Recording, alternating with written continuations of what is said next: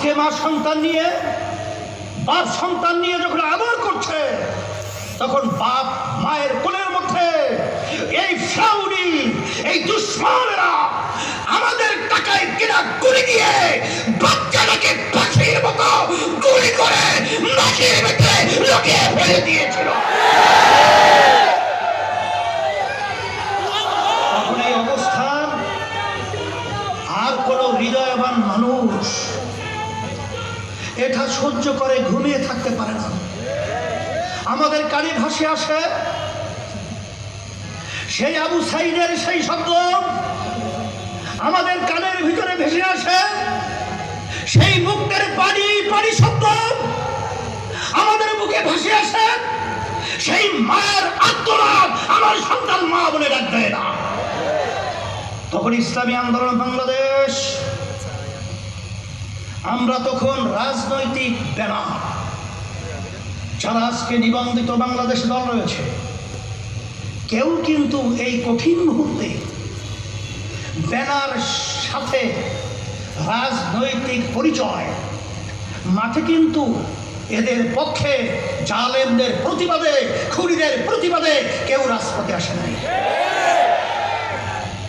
ইসলামী আন্দোলন বাংলাদেশ ওই কঠিন মুহূর্তেও আমরা বিভিন্ন ঝুঁকি নিয়ে এই জালেমের বিরুদ্ধে,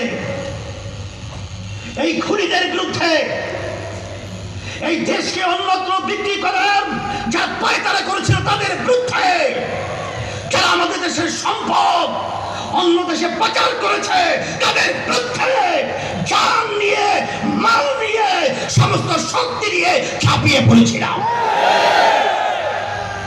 আপনারা লক্ষ্য করেছেন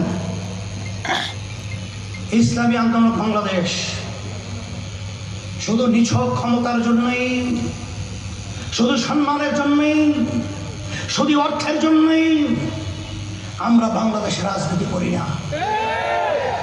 আমরা বাংলাদেশে রাজনীতি করি দুনিয়াতে মানুষ শান্তিতে থাকবে, আখিরাতে চিরকালের জন্য মুক্তি পেয়ে চিরতরে শান্তিতে বসবাস করবে।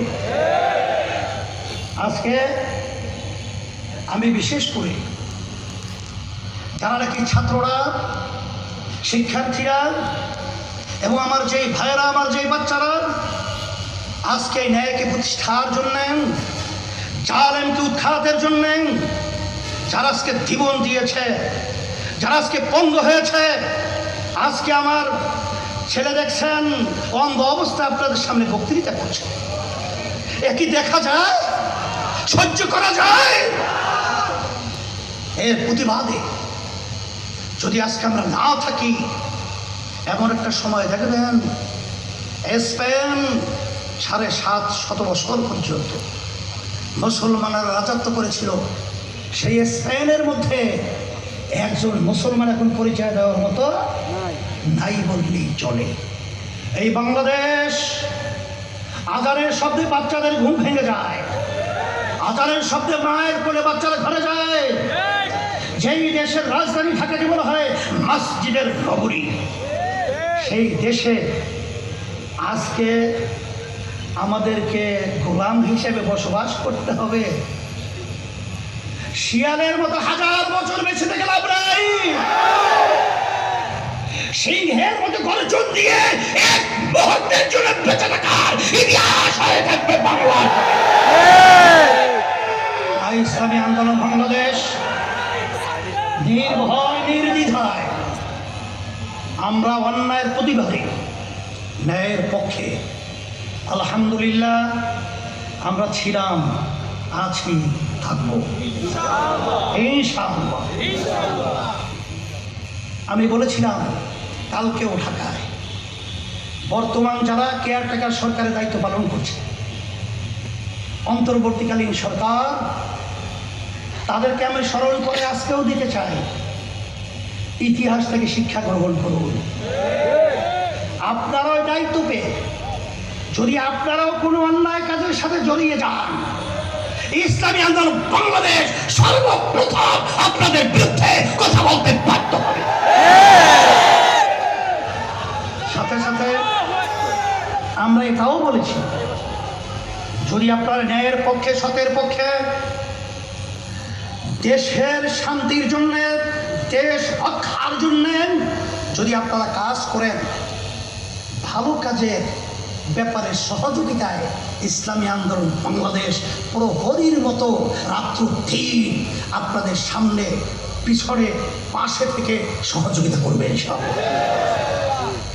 আজকে চট্টগ্রাম ঐতিহ্যবাহী, আপনারা ন্যায়ের পক্ষে, অন্যায় প্রতিবাদে আপনারা যে অবস্থান তৈরি করেছেন, এটা কিন্তু আমরা দেখেছি, শুনেছি। আমি আমার পক্ষ থেকে আপনাদেরকে ধন্যবাদ জানাই। সাথে সাথে আমি সতর্কতার আহ্বান জানাবো, আজকে ষড়যন্ত্র কিন্তু শেষ হয় নাই।